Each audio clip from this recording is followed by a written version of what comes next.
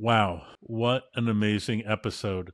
Dr. Rogers covered so many important topics, ranging from atherosclerosis, how that is actually a blood clot, to how to image the brain, and so many different theories between high blood pressure and normal physiology of the brain and body, and what happens when it's abnormal, and how nutrition is important. So you definitely want to watch this episode and stay tuned to the very end. It's entertaining and very important when it comes to breakthroughs in Alzheimer's, prevention, and reversal. Peace and plants. Thank you.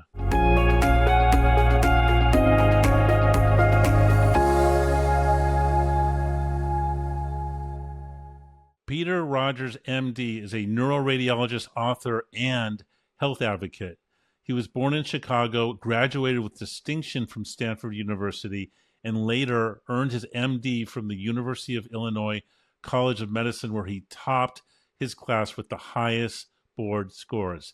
He completed fellowships in interventional radiology at Harvard and neuroradiology at Rush. Rogers authored Straight A at Stanford and onto Harvard, A Guide to Learning Techniques in Academic Success. He also focuses on nutrition and preventative medicine, adopting a plant-based diet to reverse his own health decline in his 30s. Known as the Spartan Vegan, he advocates for whole food, plant-based diets, and has written books on nutrition and IQ improvement. He works as a neuroradiologist and interventional radiologist while continuing to teach and consult on medical education. Dr. Rogers is truly an expert in the field, and we're in for an amazing ride because this is an Alzheimer's podcast, and Dr. Rogers is an expert on Alzheimer's, especially his background is neuroradiology, interventional radiology, and he actually has some theories of Alzheimer's in the brain that we'll get into later. But first of all, thank you so much, Dr. Rogers, for joining us today. Yeah, my pleasure. Thanks. Awesome. And one thing I love watching your podcast, and I love your knowledge.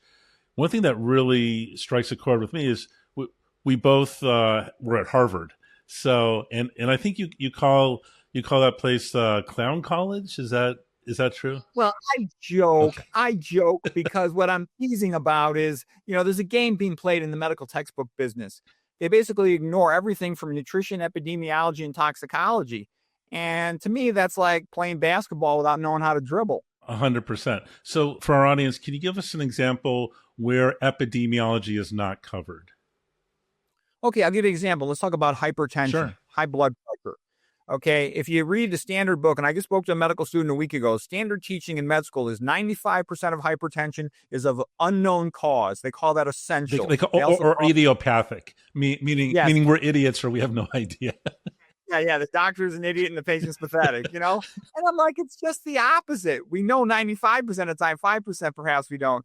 And, a good example is the Donison paper, 1929, Lancet Journal. Was in Kenya where they ate a plant-based diet, 1,800 consecutive adult admissions, and they checked their blood pressure. 0 had hypertension. They then checked the average blood pressure of a man from Kenya versus a man from Europe. The average European had mild hypertension, 140/90. This is a 60-year-old man. Average Kenyan, 60 years of age, had 105/67 was the average blood pressure. Right. I've seen that paper. It wasn't introduced to me at Harvard Medical School. It was even though it was from the 1920s, it was many decades later that I finally found that paper. And one thing I love about papers from that era is it also showed that as these Africans got older, their blood pressure actually went down, as opposed to the Americans and Europeans, as they got older, it went up. And then the theory behind that, my understanding is it's because in the Western world, we get atherosclerosis, we get hardening of the arteries. Is that your understanding, or? That's part of it. And I also think it's due to a loss of the Windkessel effect, whereby the elastic fibers of the ascending thoracic aorta are chronically overstretched, that they can't be replaced after 20 years of age. So then you're stuck. If you want to generate the same amount of blood flow to the brain, you have to increase systolic because you can't get as much diastolic and then they're chronically systolic hypertension. Right. So what do you recommend for, because most of our viewers with dementia or family members, this has been going on for more than 20 years in terms of high blood pressure. Is there anything you can do to try to reestablish those fibers? Yeah, you might not get back your elastic fibers in your ascending thoracic aorta, but what you can do is, I sort of view hypertension as having three parts. Okay, there's a classic, well-known effect of high-fat diets. All red blood cells have a negative charge on their outer surface called the zeta potential, so they repel each other. Everything in the blood has a negative charge. The endothelial lining, called the glycocalyx, is negatively charged. The white blood cells are negatively charged, and that's a good thing, so they don't stick together. But when you eat a high-fat meal, the chylomicrons and the LDL cholesterol have positive charge big enough to stick the red blood cells together, called overcoming the zeta potential. So by decreasing the amount of fat you eat, you'll decrease that called blood sludge effect. Okay, so that's one way you can get your pressure down. If you're taking medicines, you should gradually taper them off. Work with your doctor to taper them off so you don't all of a sudden change your diet, because your pressure could drop rather rapidly. You could pass out. You don't want that. So that's hypertension theory number one. Hypertension theory number two would be sodium. Sodium inhibits the vasodilator. The arterial lining cells, they've got endothelial nitric oxide. That's the vasodilator. And if you inhibit that with dietary sodium excess, then the arteries constrict. So the reason we have a blood pressure is to pump blood to the top of our brain. You have to pump against gravity. Normal blood's like water, so it's easy to pump. But when your blood's thick from the high-fat meals, then you're pumping a milkshake, so you got to pump with a lot more pressure. If simultaneously you eat a lot of sodium, you vasoconstrict it, and now you're pumping thick blood through a constricted system, pressure's got to go up more. Okay, so those are two major issues in hypertension. Now I'll give you a third one, and that would be psychological stress. You increase the hormones, catecholamines, norepinephrine and epinephrine, or adrenaline, noradrenaline, and cortisol. And the purpose of psychological stress is being chased by a tiger in the dark. So you got to just survive the next 30 minutes, climb a tree, run for your life. So what it tries to do is it gets your pressure up, and it also pulls lipids into your blood and carbohydrate into your blood glucose. Okay, so that's all about surviving for the next short amount of time. That cranks your pressure up as well. Sleep deprivation does the same thing. Okay, and like I said, the caffeine does the same thing. So that's the third major mechanism of hypertension. But there's a fourth major mechanism that's not well known. And I'm one of the persons that put this all together into a theory. Papers have been written about it before, but I figured it all out into a theory. And I call it the fiber theory of hypertension, whereby leaky gut is causing high blood pressure. And the reason leaky gut causes high blood pressure is, first of all, you start having a loss of the tight junctions between your gut lining cells, your enterocytes. Now bacterial endotoxins can get into the blood. LPS, coming from gram-negative bacteria. And LPS is lipopolysaccharide, right? Okay. Mm-hmm. Yeah, and the one from gram-positives can do it as well, lipoticoic acid, LTA. And if you're iron overloaded, you can get an effect from that too. But that's a second story. But the bottom line is LPS and LTA, they have like a tremendous amplification of forming clots in your blood. They cause the fibrinogen clotting protein to change its shape from alpha helix to beta pleated sheet, and then they start to stack up, and they precipitate out a solution. The bigger a molecule is in aqueous solution, the more likely it is to precipitate out. And once they precipitate out, they form these irregular clots. This was most described by Douglas Kell from England, PhD, and Atherosclerosis praetoris from South Africa, PhD. And it's called amyloid clotting. So amyloid transition is to go from secondary protein structure of alpha helix to beta pleated sheet. So from round like a cylinder. Right. So just to be clear, though, we're talking about amyloid in the blood as opposed to amyloid plaques in the brain, right? Oh, right. Yeah, this is different than the beta amyloid in the brain with Alzheimer's, the classic description. What I'm getting at is, when you have leaky gut, let me just simplify it. You start letting in bacteria and bacterial toxins, and your immune system goes crazy. It's like, holy crap, what is going on? We must stop this bacterial invasion. And it starts reacting and overreacting, and in so doing, it generates a lot of clotting. And those little clots floating around in your blood make your blood thicker. So again, pressure goes up. But, the good news out of all this is it's manageable. Eat your dietary fiber, avoid the things that cause leaky gut, and you can prevent this. Got it. So just so I understand here, so if you happen to have high amounts of LPS and LTA, it causes a leaky gut. I understand that part. How does that translate into high blood pressure? Well, there's several things that are going on simultaneously. So number one is the blood's becoming thicker, higher viscosity, because these clots are forming from the amyloid clotting. So that's number one. Number two, your white blood cell goes up, your white blood cell count. Meat eaters have higher white blood cell counts than do plant eaters, and because of all the increased inflammation. Typical capillary is about 5 microns in diameter. That's worth remembering. Typical red blood cells about 7 microns in diameter. That's worth remembering. Well, a typical neutrophil, the most common blood cell of the immune system, is about 14 microns in diameter, twice the size of a red blood cell. So in order for it to squeeze through a capillary, it has to deform itself like a torpedo to slide through there. So the higher you raise your neutrophil count, the more pressure you're going to be pumping to pump those big honking cells through these little capillaries. That's going to raise your pressure as well. Then another thing happens. There's something called neutrophil activation. The saturated fat, and I think it might be fat in general, but I know saturated fat in particular activates the neutrophils. And the neutrophils, they're the first responders of the immune system. Their job is to march around like guards and make sure no bacteria invades our bodies. So they start to release these granules called MPO, myeloperoxidase. And that is very cationic, meaning very positively charged. It has like 70 lysine and arginine residues on its side, and it collapses down on the arterial lining, the endothelial glycocalyx, which is very negatively charged. It's zeta potential. And then because it's the positives meeting with the negative, they bind together ionically, and then the glycocalyx drops. The glycocalyx is usually about 600 nanometers high. It's pretty high. So when it collapses down from the MPO, now there's the binding proteins like VCAM, vascular cell adhesion molecule, that become exposed because the glycocalyx is collapsed down. And just to review, the glycocalyx is basically a cushioning within the blood vessels, correct? Yes. Okay. Yeah, the glycocalyx, you can imagine it like if you have little hills and there's trees growing on the top of the hills. And the key thing about them is they have a very strong negative charge. Water has a dipole positive charge, and it binds to the glycocalyx, whereby its hydrogen positive charges sort of interact with it. And it's like slippery when wet. And that facilitates the blood cells sliding through those capillaries. But when you collapse it down, you lose that slippery effect. And it's no longer like nonstick Teflon or something. Now it's sticky because the sticky proteins are there, and the neutrophils will start binding to them. And some of them will become even more activated, and they'll proceed to a next step, which is called netosis. Now, netosis is whereby they'll bind to something like a bacterial endotoxin, like LPS. They have something called a toll-like receptor, TLR. And then the neutrophils, like the way the neutrophil is thinking, the immune system all works based on Braille. It's feeling everything. Are you self or non-self? Self or non-self? Self or non-self? And it's like, oh shit, LPS, incoming, bacteria, release netosis. Okay, that's what it does. Right. And it basically, it's like kamikaze. It's like Seneca committing suicide in the Senate in Rome. And it throws its DNA out like a fisherman's net, as if it's trying to trap the bacteria, to immobilize it. And it's got enzymes attached to that'll also, bump off the bacteria. So the consequence, though, is it also adheres to the platelets, and it activates them, and it causes localized clotting. So the more of this you get, the worse it is.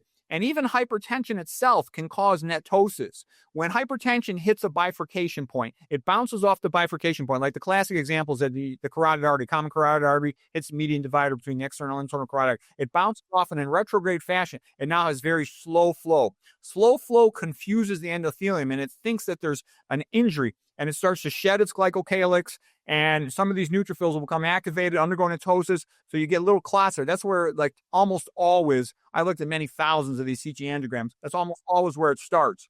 And so what I'm saying is you can get yourself into a vicious cycle. If you keep eating high-fat, high-sodium diets and having leaky gut, these problems continue to magnify. And we got a lot of physiologic reserve when we're young, but the older we get more fragile. So the wise move is, as you get older, get your act together, be more careful. Right. And just to underscore, if you want to decrease the amount of LPS and LTA, the endotoxin in your blood, you want to avoid animal products, because unfortunately they're filled with both the LPS and the LTA. Is that your understanding too? Yes, they've got all these endotoxins in their bacteria, and then there's no fiber in animal foods. Your gut lining needs the fiber. The good gut bacteria convert that to short-chain fatty acids, in particular butyrate. The butyrate is taken up by the gut lining cells, and they use that to make tight junctions. So if you don't have the fiber to feed the good bacteria and to maintain your gut lining, then the leaky gut will be worse. Dr. Rogers, I think this is amazing, because I've come to a similar conclusion as you have for some of these four underlying causes of high blood pressure, especially in the Western world. But you're right, it wasn't taught in medical school or other training How did you figure this out? I know you're extremely smart. You got like the highest level, highest score on your board exams, but often getting the highest score is related to regurgitating facts. How you're an interventional radiologist. How did you figure this out? Yeah. You're absolutely right. All you learn in medical school basically is how to be an internal medicine doctor. Right. And you basically learn how to deal drugs. Okay. True. Your doctors are trained to be a cog in this assembly line system to sell drugs, to sell imaging tests, surgeries, blood tests in the lab. Okay. So I started learning stuff when I became fat. I tried to do 2 fellowships simultaneously when I was in my early 30s, both neuroradiology and interventional neuroradiology. I thought I was going to be an endovascular interventional neuroradiologist. But then neurosurgery kind of taken it over. I was coming from a radiology background, and I saw that, the guy was full professor, 19 years, was kind of getting a bad deal. I'm like, what's going to happen to me? So forget that. I'll just do regular neuroradiology.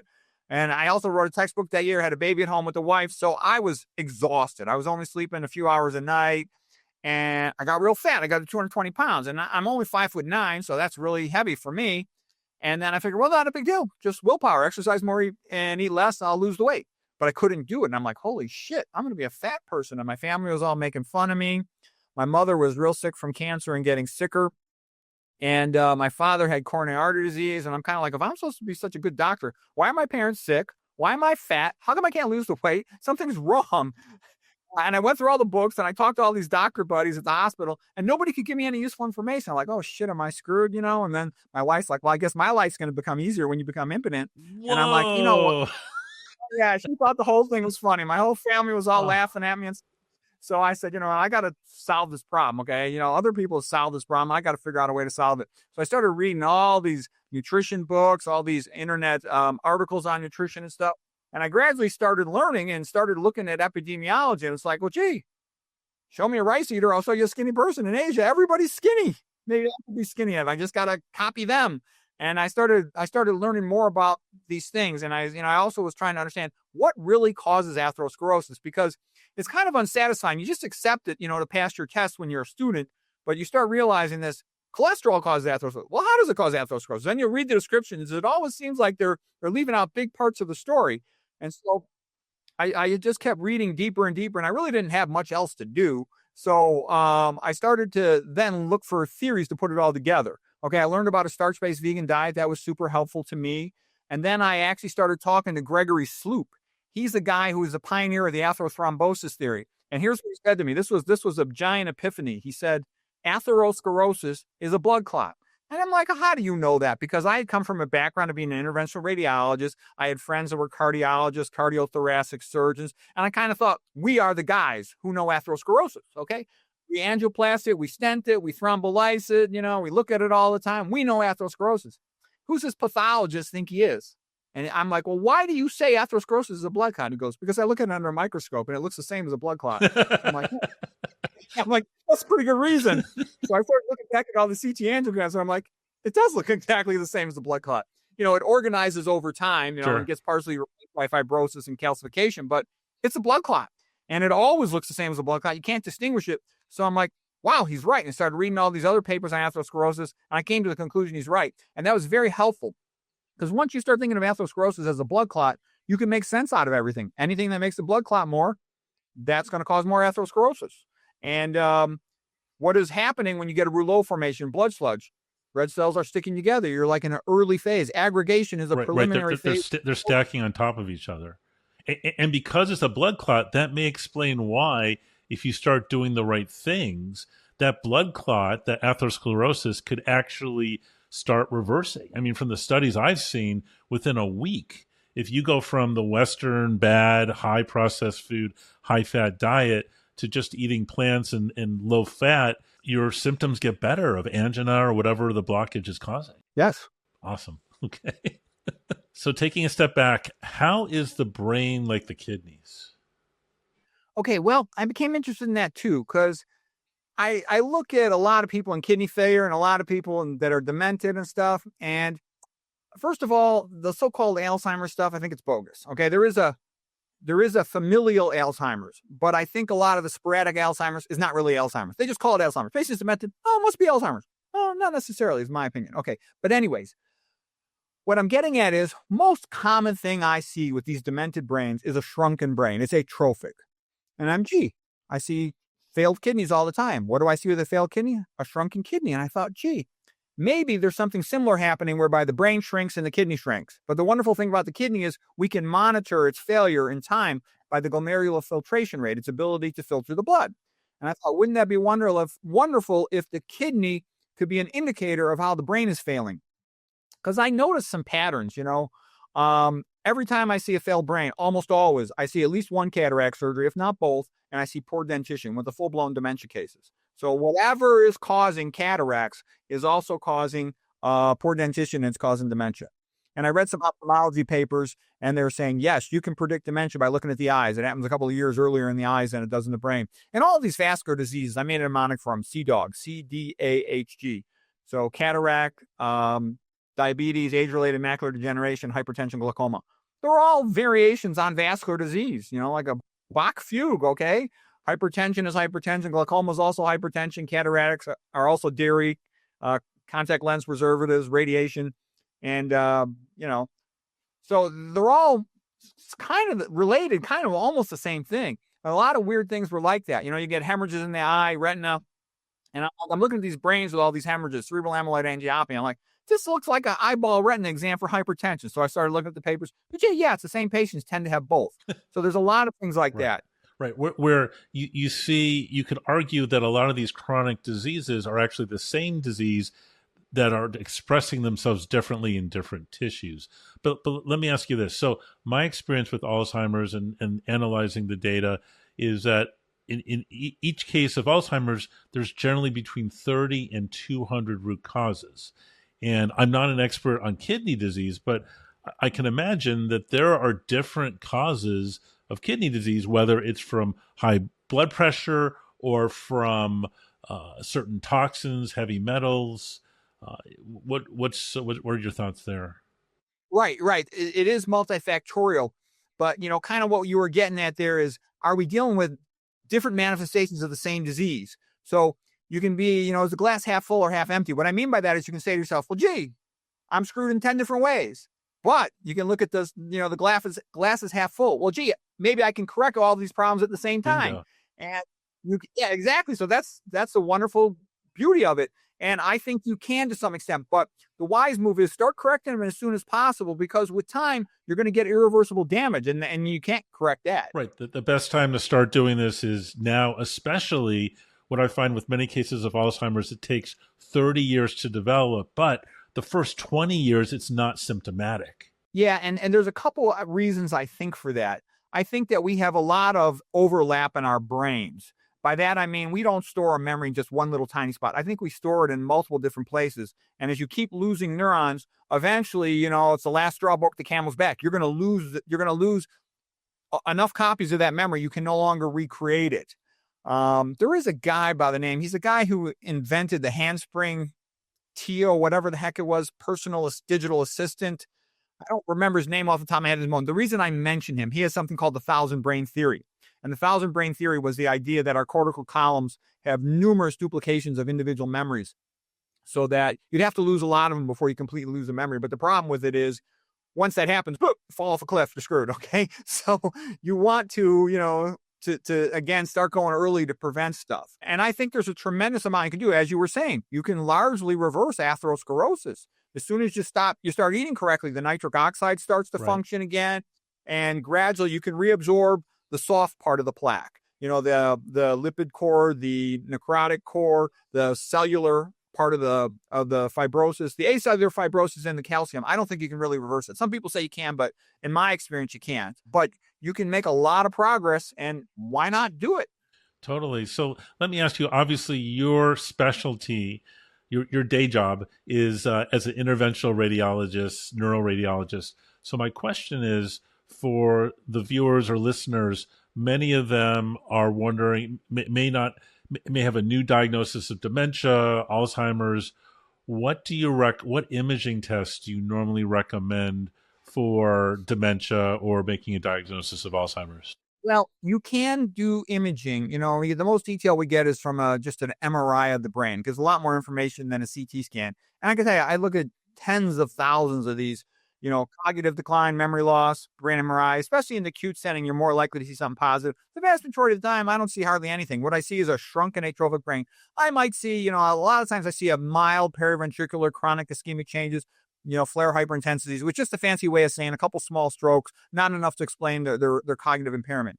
And what I think is happening is I think they're undergoing something called apoptosis, which means gradual brain cell death, whereby it happens so slowly the cells are recycling themselves.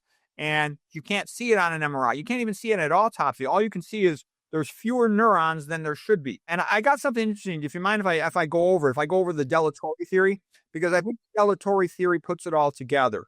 Yeah, let's talk about that, because that was a theory involving blood flow to the brain, right? Yeah, and I think it's very helpful. So the guy's name is Jack Delatory. He was a PhD in Texas, and he took a mouse and he tied off the carotid artery in the neck. Okay. And then 2 months later, middle-aged and older mice, they're demented. So he's going to do an autopsy on their brain. He's expecting to see a big stroke on the side where he tied off the internal carotid artery. He opens up the brain. Actually, let's be clear though. If he tied off both sides, he did one. But if you do both sides, you get basically the end of brain function with what? Within like a minute? Well, you would probably have an acute death if there was no collateral circulation. So it's when you tie off the carotid, what it's like you blocked off, 2 lanes on a 3-lane highway. And so you can still get a trickle of detour flow, side streets, and some blood still gets up there, but not as much as it's supposed to get. And so what was happening was that part of the brain then was shrunken. And apoptosis means a slow cell death. Necrosis means the brain cell dies suddenly. There's blood on the carpet. It's a big mess. You can take your finger and say, that is where the stroke just happened. That's an acute stroke. Okay. Apoptosis is more like it just grabs you. It's like, hey, we can't make it here. We can't make it here. Mayday, mayday, SOS. And there's like no SOS coming, no supply coming. Okay, screw it.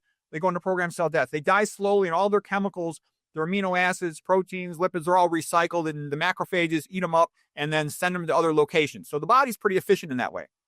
Okay. So he did a whole bunch of experiments. He tied off the middle cerebral arteries in the brain, the anterocerebral arteries, etc. And he always got the same picture. Chronic underperfusion, chronic lack of blood supply will gradually kill brain cells. And because it's gradual, again, you don't see a big stroke. And he's of the mind that he thinks that's the most common cause of dementia. And that is called the vascular hypothesis of dementia. Okay. And I think it's great. And when you first hear it, you start saying to yourself, well, so what? How many people have an occluded carotid? Not that many. But let's start talking about it. How many people have congestive heart failure, chronic underperfusion of the brain? Quite a few. How many people have atrial fibrillation, a bit of chronic cerebral underperfusion? There's a lot of them. Okay, now let's talk hypertension and diabetes. Lots of people have hypertension and diabetes, which, you're getting blood up to your brain, but you're gradually developing worsening atherosclerosis of those arteries, arteriosclerosis, whatever you want to call it. And so you're gradually lowering the amount of oxygen and glucose delivered to your brain cells. Okay, so you can get it from that. And then there's also a tendency to lower the treatment threshold with hypertension. And I think there's a tendency to overtreat hypertension. So if you take somebody who's running around at a baseline of a systolic of 170, the reason they got 170 is to get blood to the top of their brain. Okay. And if you suddenly drop that down to 120 with pills, how are you going to get that blood up to the brain? You might have a problem. Okay. That's partly why people sometimes fall when a hypertension is suddenly overtreated. So it might be wiser to gradually treat it, try to gradually bring it down, and see how that goes. And what I'm trying to say is your body's pretty well designed, most of us. And so if you can fix the problem yourself with food, that makes things easier. Instead of taking 3-4 pills for hypertension, why not fix as much as you can with food and then end up only on 1 pill? Or no pills. Exactly. And just to recap, by food, we're talking about eating plants, fruits, vegetables, whole grains with no added salt, oil, sugar, or fat. Is that what you mean? Yes. Okay, cool. So going back to the example of someone newly diagnosed with dementia, you like MRI. Are you okay with contrast? Because normally MRI contrast, we're using gadolinium, which is a heavy metal. That's reasonable. I know that is the standard of care. I can tell you we do that all the time. That is what is done in every hospital all the time. And I'll tell you, I've talked to neurologists. They say, why do you always get it with contrast? Why don't you just get it without contrast? And they go, do you know how hard it is to get patients in our office? They go, if we did it with and then without, it could sometimes be, 2 months before they came back to get the with. And so they want one thing, they want to make a decision and go. But I can just tell you, how often do I see things outside of that? I actually tracked 1,000 consecutive cases of dementia. And here's what I saw. 90% had both hypertension and diabetes. 5% had one or the other. Okay. And then 5%, were sort of like these rare things. And that could be things like, just alcohol, substance abuse, communicating hydrocephalus, also called NPH, normal pressure hydrocephalus, or a meningioma. I see a meningioma in the frontal lobes as a cause of cognitive decline once every 15 years. Okay. That's not a common thing. And NPH, I know some people, have said Burroughs, they said, oh, it's as high as 5% or something. No, it's How not. often do you see blood clots in the brain or bleeds? How often do I see an intracranial bleed? It's actually pretty rare. Interesting. Like to see, hold on. Well, there's two types of bleeds. Right. It is very common to see chronic cerebral microbleeds, like little central hypertension bleeds, or to see peripheral bleeds, which they usually attribute to cerebral amyloid angiopathy or old trauma. I see those every day. Those are super common. However, to see a big, large interparenchymal hematoma, an acute bleed from hypertension, that's rare. I'll see one a month, if that much, one every 2 months. They're really not that common. Subarachnoid hemorrhages, hardly ever. So all that stuff is pretty rare. But I can tell you, what do I see all day long, nonstop? Diabetes, hypertension, stroke, diabetes, hypertension, dementia, all day long. I would tell you the things to be afraid of hypertension, diabetes, and atherosclerosis. That's what's killing everybody. That's what almost all the patients have. But I don't even. Yeah, but the good news, the good news, as you've mentioned, is that you can look at it as a glass half full, because the diabetes, hypertension can be reversed potentially if people make some lifestyle changes, like changing what they're eating. Right. Yeah, that's the wonderful thing about it, is this is manageable. This is kind of the proper attitude is, oh, can I keep eating, 2 hot dogs a day? Wrong attitude. The proper attitude is, thank God I'm not totally screwed. There's something I can do. I don't have to be fat, sick, and stupid. I'll do it. That's the better attitude. I agree with you 100%. What about a test like a PET scan of the brain with neuroquant imaging? Because clinically, I found that test useful for picking up infections or fatty toxins in the brain. What are your thoughts on that? Well, I myself don't do nuclear medicine imaging. I sort of think, by the way, there's 2 other major theories, or there's like 3 other major theories of neurodegeneration that I think are relevant. And do you want me to go through those? Please. They're pretty. Okay, the next one is, I think neuroinflammation is under-recognized. The same, fiber which feeds the good bacteria in our gut, they make butyrate. The butyrate then is used to maintain the gut lining. There's butyrate left over. It goes in our blood, it goes up to our brain. Our brain cells, our blood-brain barrier lining, endothelial cells, they use that butyrate to make tight junctions. And so protect your brain. And so what I'm saying is, you can be double protected by eating your fiber, or you can be double screwed by not eating it. Why not be double protected? Because if you get leaky gut bacterial endotoxins, that LPS gets into your blood, the bacterial endotoxin goes up to your brain. Now you got leaky blood-brain barrier. Some of it gets access to your brain parenchyma. Then you've got security guards in your brain parenchyma. They're called microglia. They're the macrophage immune system cells of your brain. And they feel it with, like, and again, it's all reading by braille. With their toll-like receptors, they go, incoming, LPS, bacterial endotoxin, clear the area. And they release these toxic chemicals to basically sterilize the area, to kill the bacteria. They think there's a bacteria invading the brain. They got to prevent meningitis. So they release these toxic chemicals, and it'll cause collateral damage and kill neurons in that area. And if that keeps happening on a daily basis, man, you're losing, you got about 100 billion neurons, man. You're going to keep losing more and more every day. Eventually, you're toast. Right. So again, this is an example where you've got, you're eating maybe animal products, you've got a leaky gut and a leaky brain, and then these toxins are leaking into the brain, and your immune system in the brain thinks that it's under attack, and it's taking countermeasures. Yep. And so you don't want that happening. And like I said, we just talked about how you eat your fiber, eat your plant foods. Everything good is in the plants. Potassium, magnesium, plant nitrates. Those are all vasodilators and antioxidants. And the animal foods and the processed foods, everything bad. So you don't want it. All the fat. The other thing I go then to is the Tetsumori Yamashima theory of Japan. He's pretty cool, interesting thing. He was a MD, PhD neuroscientist in Japan. And they said, why are so many Japanese people becoming demented? We didn't used to have this problem. Let me look into it. And he's like, oh my gosh. He came to the conclusion it's primarily from eating a lot more fried food. And he said that omega-6 cooking oils are undergoing lipid peroxidation, and they're producing toxic aldehydes called, in particular, hydroxynonenal. And the hydroxynonenal in particular is getting into brain cells And he says it binds to something called a heat shock protein. I think it's heat shock protein number 70. And that heat shock protein number 70 has two jobs. It chaperones proteins from the cytoplasm that need to undergo degradation and recycling, takes them to the lysosome, which is sort of like the recycling center of a cell. And it also binds to the membrane of the lysosome and helps stabilize it. And then the proteins are injected in there and they're recycled. Okay, so here's the problem. When the hydroxynonenal binds to the heat shock protein, it now, in a sense, is like an eat me signal for what is called calpain in the cytoplasm. Calpain is a protease enzyme in the cytoplasm of your neurons. And the calpain is a perfect name. It's typically calcium activated and has painful consequences. Oh, yes. It then bites onto the heat shock protein and makes it non-functional and sort of eats it. And then what happens now, the heat shock protein can't maintain the lysosomal membrane and it breaks apart. And now when the lysosome breaks apart, its digestive enzyme, in particular, something called cathepsin, just starts to digest the cell and the cell dies. So he calls it the calpain-cathepsin theory. And the people who can't tolerate alcohol because they got less alcohol detoxification enzyme, they're even more vulnerable to it. But even if they don't have a problem with that, like Asian flushing syndrome, but even if they don't have that, they're still prone to dementia this way. Right. And he also thinks that is the risk of diabetes. Right. And at the beginning of this whole pathway is, I think you mentioned omega-6. And just to be clear, omega-6 is a pro-inflammatory omega fatty acid. And unfortunately, the amount of omega-6 in Americans' diet has skyrocketed. These days, people get a lot more omega-6 than omega-3, whereas, hundreds of years ago, there was a lot more omega-3 and less omega-6.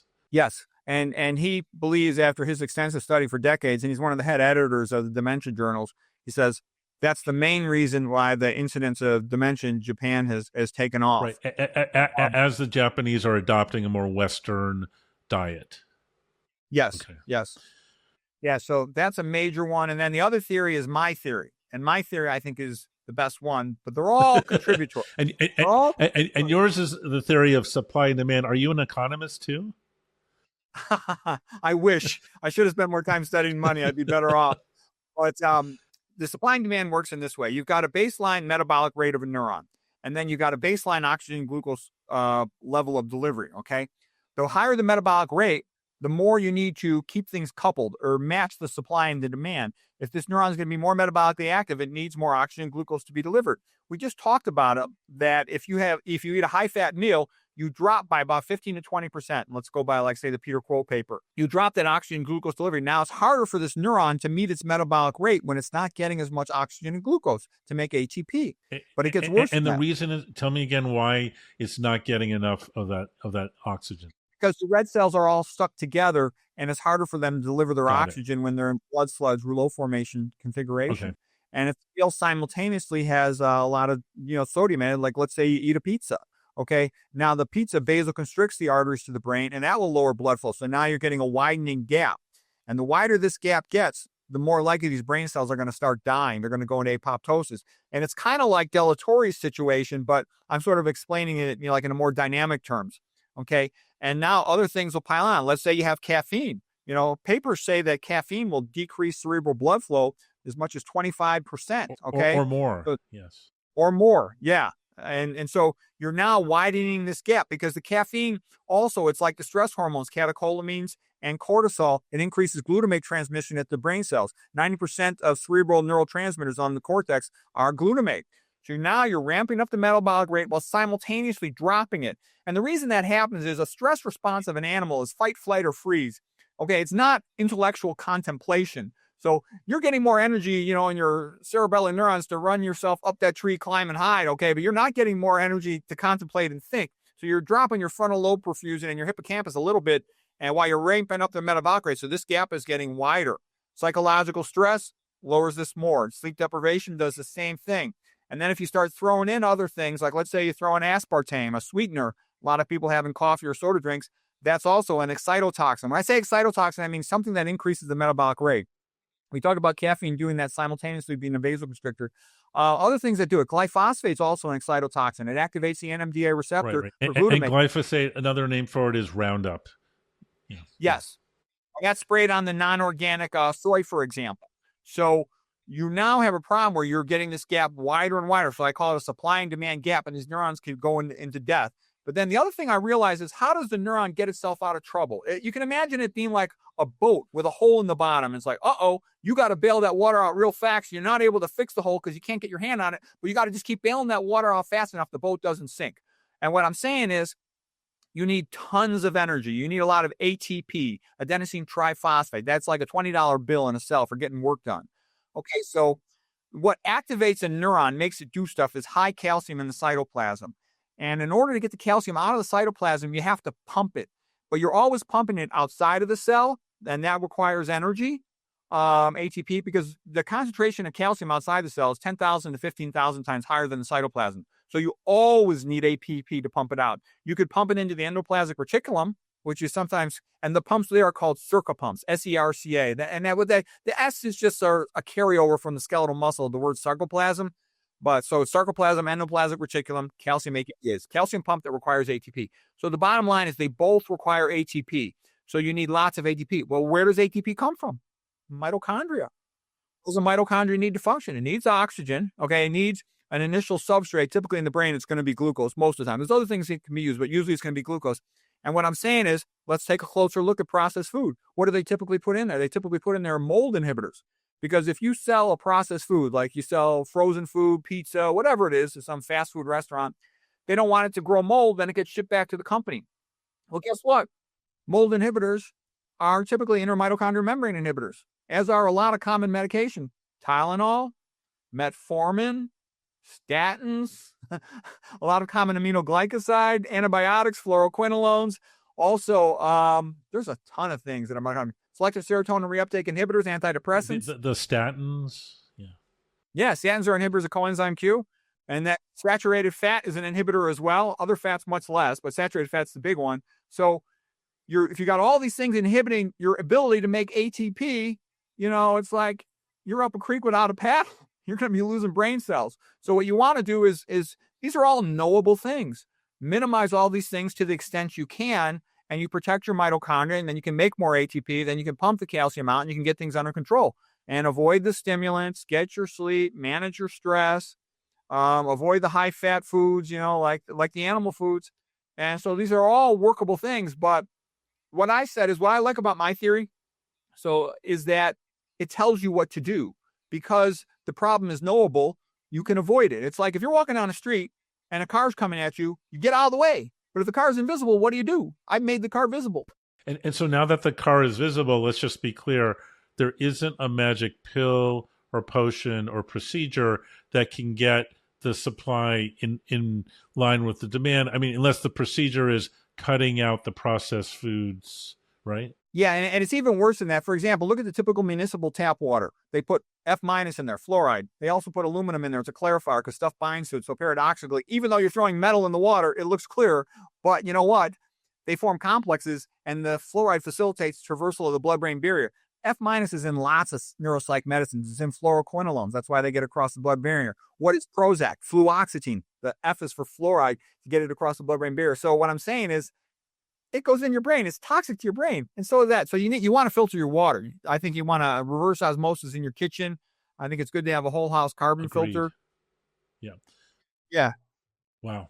So again, if you're looking at this mismatch of the supply and demand, you really look at what you're eating. But what about exercise? Can exercise change the supply demand? Yeah, exercise helps you over time because exercise helps you build up metabolic reserve. Exercise, when you do exercise, if you think about it, you ever heard of it's Moravec's paradox, I believe, that it was easier for these artificial intelligence, robotic programmer guys. They thought back in the 1950s and 60s, it's going to be easy to make a robot, walk and talk like a human, walk like a human, but it's going to be very difficult to make them do calculus. No, they can make them do calculus back in the 1950s and 60s, but they're just barely getting them to move as coordinated as a human does. So what I'm trying to say is most of our neurologic resources are related to the sense of vision and to motor coordination, not as much really to thinking. And so if you exercise, you're using tons and tons of neurons, and that builds up your brain. And you store more glycogen. That's called glycogen supercompensation. and in your astrocytes to help your brain. In addition, you undergo production of more mitochondria. You undergo mitochondrial biogenesis. So your brain cells get more energy production capacity. And exercise is the best way to get that. So that will help you live longer. In order to keep your blood flow good and your arteries open, you got to eat the right diet. You can't outrun a bad diet, but your brain becomes more robust if you exercise.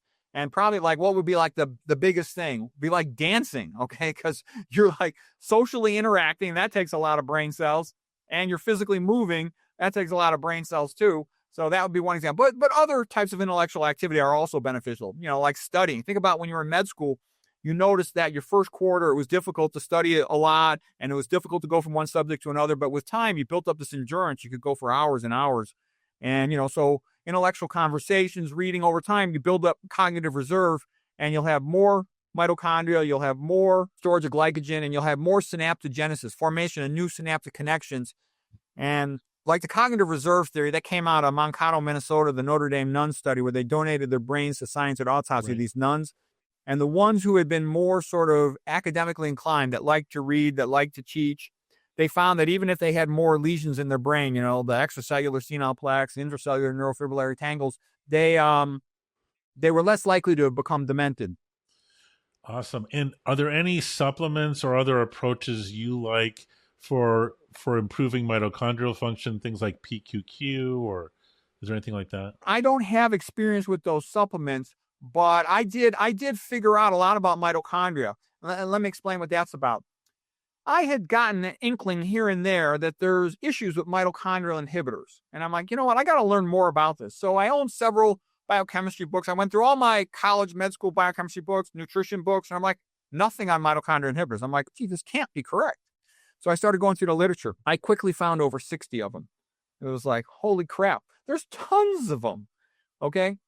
And there's little minor ones, and I don't know quite how significant they are, but aluminum toxic to the mitochondria, like we talked about, fluoride toxic to the mitochondria, mercury toxic to the mitochondria, lead toxic to the mitochondria, anti-epilepsy, anti-seizure drugs toxic to the mitochondria. And so there's a whole bunch of them. And so that made me realize, then I said to myself, well, how can I deal with this complex world? And I think the answer is make it simpler, be a minimalist, try to live like Adam and Eve, but keep your indoor heating and plumbing. That makes perfect sense. Let me shift gears a little bit and ask you, and I was giving a lecture today on how oils can damage blood vessels, including olive oil. And there was like a gasp in the room, but I thought olive oil was good for you.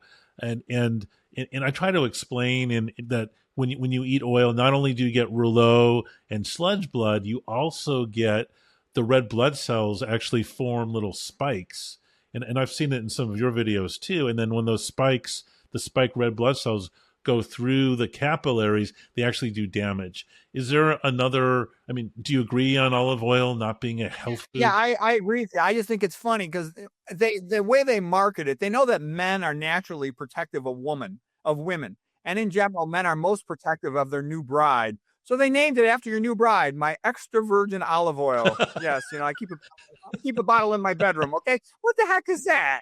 So what I'm trying to say is it's a processed chemical. I was walking around around the trees outside. I saw a bunch of olive trees, and I didn't see a faucet on any of them. That olive oil doesn't come out of the tree. It's an industrial chemical processed thing. And, when you process something, you pump it through all these metal pipes and filters and pressure pumps, and you get some metal into it. They often store it in a green bottle, radiopaque from glass, to decrease the frequency of the light, UV light, causing oxidation. The only problem is a lot of those lead bottles have lead in them. Okay, there's a lady by the name of Lead Safe Mama. Her name is Tamara Rubin. You can go to her website, tamararubin.com.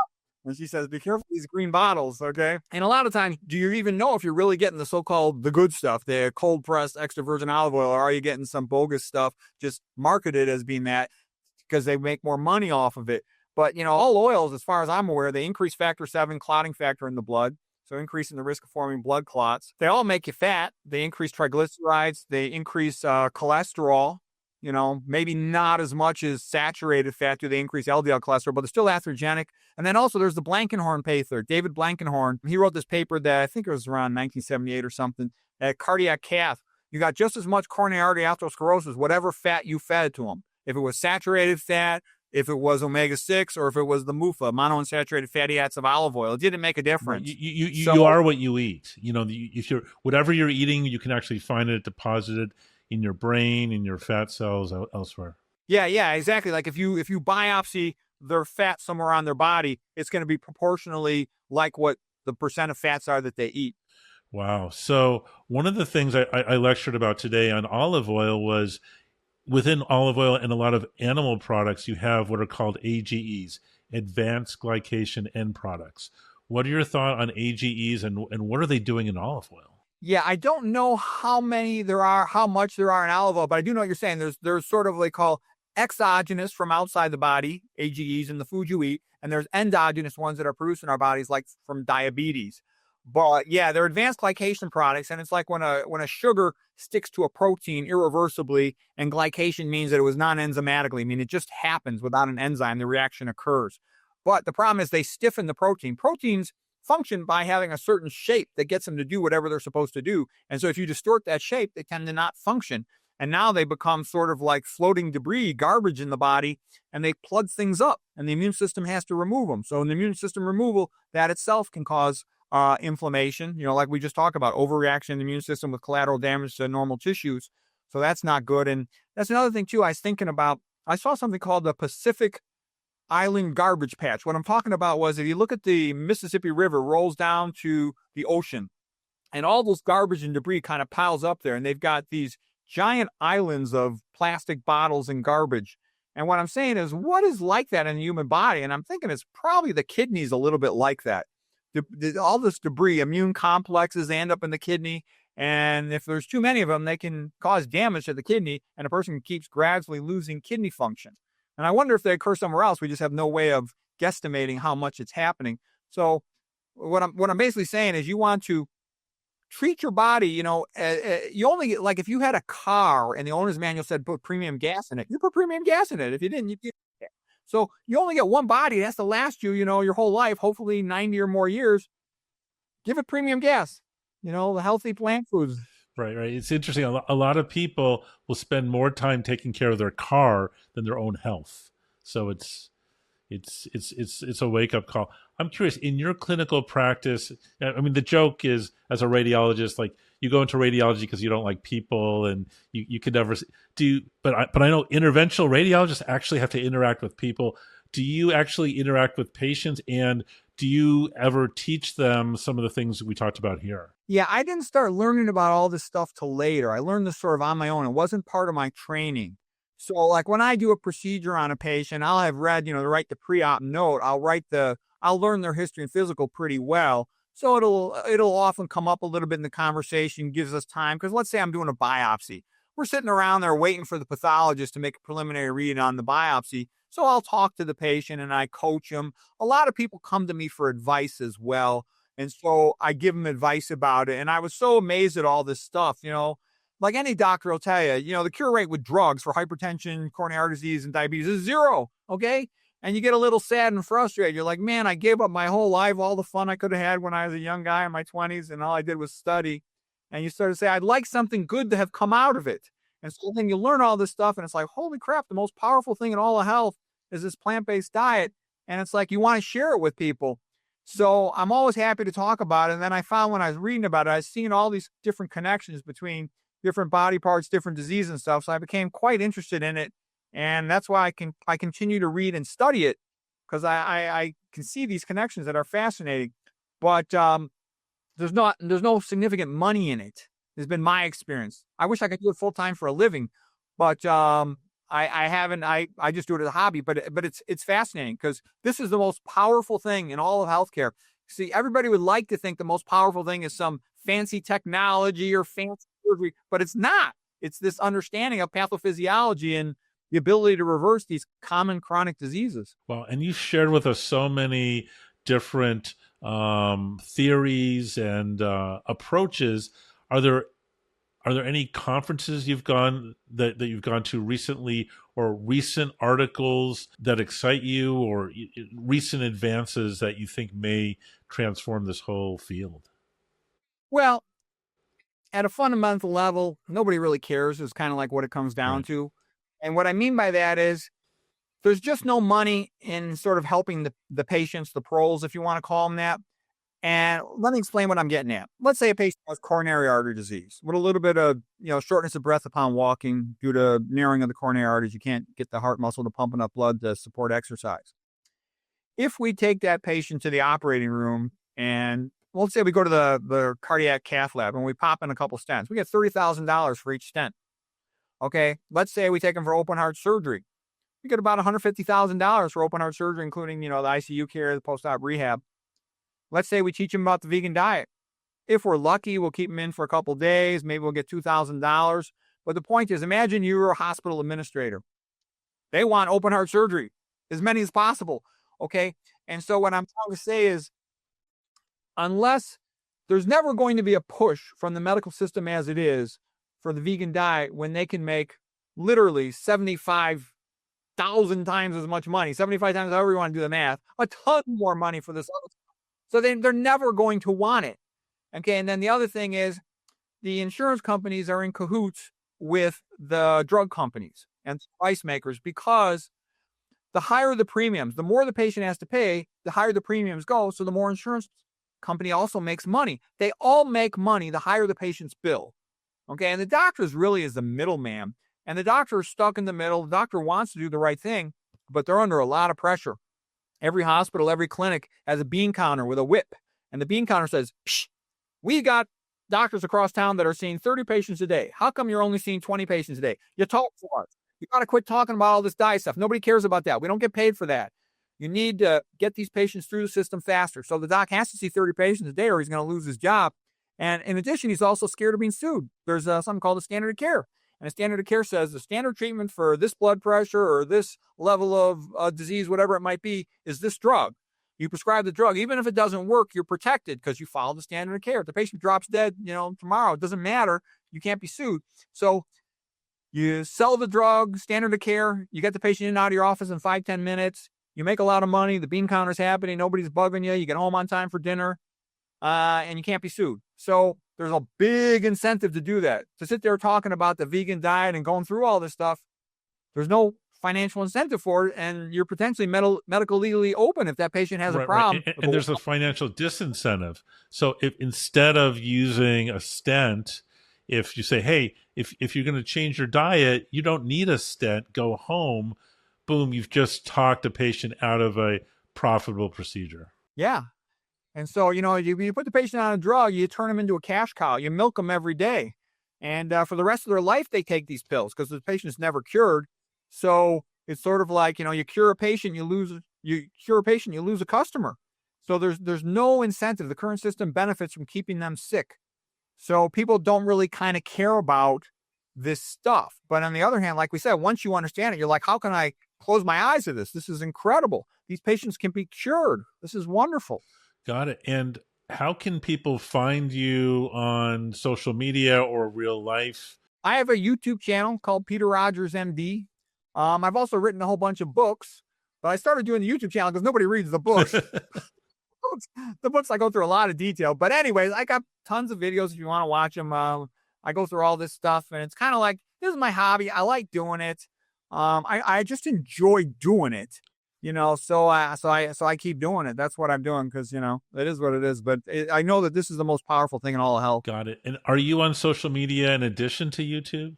I'd like to, but I don't have much time and I didn't get much of an audience. I tried doing a little bit of Twitter. I did a little bit of LinkedIn, but I posted a few videos at Rumble, at BitChute and stuff, but I never could build them up too much. And I don't have a lot of time. I'm divorced too. And I had a girlfriend and I was meeting her and we went on my first date and she goes, what's it going to be like if I go out with you? I go, well, you're going to have to cook for me. She goes, I got to cook for you. I go, yeah, and it has to be 100% vegan. She goes, I'm not a vegan. I go, well, you can learn. And then I'm kind of laughing about it, but what am I getting at? Did she run away? No, she actually liked it because she thought it was fun. I go, think of all this wonderful stuff you're going to learn. You can have fun. You can teach this to your friends and your family.